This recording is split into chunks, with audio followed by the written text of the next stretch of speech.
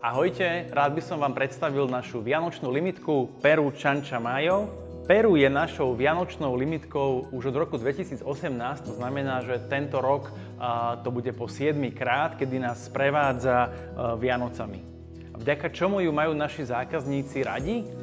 Je to najmä kvôli chuti, kde môžete cítiť okrem takých tradičnejších tónov čokolády, karamelu aj takú jemnú ovocnosť. Zároveň je Peru Ciancia Mayo pestovaná organicky, to znamená, že má biocertifikát a môžete si ju kúpiť okrem balíčku 220 gramového a 500 gramového aj v takejto veľmi peknej darčekovej krabičke.